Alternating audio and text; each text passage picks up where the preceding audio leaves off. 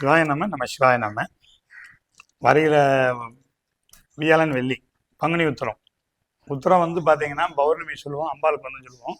முருகனுக்கு எதுக்கு உத்தரம் ரொம்ப விசேஷம் அப்படின்னா கந்த கடவுள் சுத்த கடவுளாம். கண்ட இடத்துல கல்லை கும்பிட்டோம்னா கந்த பெருமாள் ஒத்தாசை பண்ணுவாராம்.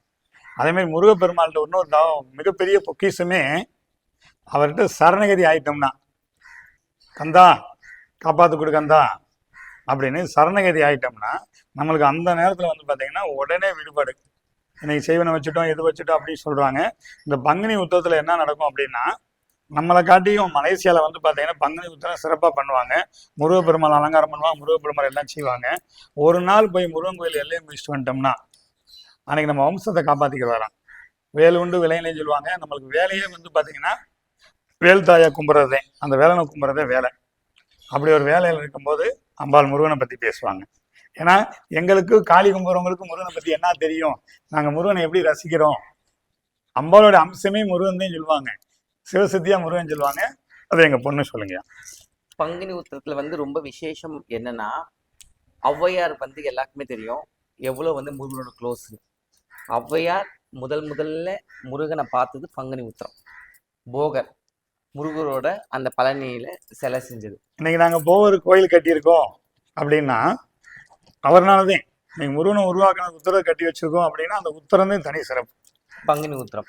அதே மாதிரி 303 தேவாதி தேவர்கள் திருமணம் நடக்கிற நாள் இந்த பங்குனி உத்திரம், திருமணம் ஆனதும் இந்த பங்குனி உத்திரம். நீங்க எல்லா தெய்வங்களுமே என்னைக்கு வந்து கல்யாணம் பண்ணிக்கணும்னு சொல்ற டேட் ஆஃப் பேஸ் நீங்க பாத்தீங்கன்னா அந்த டேட்டா பேஸ்ல உங்களுக்கு தெரியும் இவங்க எல்லாம் இந்த பங்குனி உத்திரத்தை தான் கல்யாணம் பண்ணாங்க. அதே மாதிரி சாப விமோச்சனம்.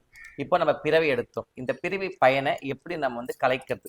இந்த பிறவியில வந்து கிரகங்களோட தோஷங்களும் சரி, குடும்பத்துல கஷ்டங்களும் சரி, குடும்பத்துல எப்பேற்பட்ட எவ்வளவு விஷயங்கள் நம்ம நடக்கும், அதெல்லாம் வந்து நமக்கு போகணும்னா இந்த நாள் அன்று முருகனை நீங்க குடும்பத்தோட யார் போய் சேவிக்கிறீங்களோ 325 நாள் அதாவது ஒரு வருஷத்தோட அந்த பலனை முருகப்பெருமான் உங்களுக்கு கொடுப்பார்னு ஐதீகம்.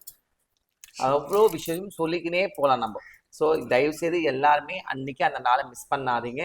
அன்னைக்கு ஒரு நாள் விரதம் இருந்து பக்கத்துல இருக்கிற முருகர் கோயில் போயிட்டு உங்க குடும்பத்தோட சேர்ந்து ஒரு அர்ச்சனை பண்ணிட்டு 2 நெய்தீபம் ஏற்றிட்டு வாங்க. எல்லா பெண்களுக்குமே அன்னைக்கு திருமங்கல்யம் பலமா இருக்கும் ஐதீகம். திருமண தோஷம் அது மாதிரி நம்ம தகராறு சொல்லிக்கிட்டே இருக்கும், சண்டைன்றது. இன்னைக்கு எவ்வளோ கனவு மனைவி பிரச்சனைலாம் இருக்கும். ஒரே ஒரு நாள் விரதம் பங்குனி உத்தர விரதம் இருங்க, மாங்கல்ய பலம் இல்லை, ஐஸ்வர்யம், சகல ஐஸ்வர்யம் உங்களுக்கு கிடைக்கும். சிவாய நம்ம.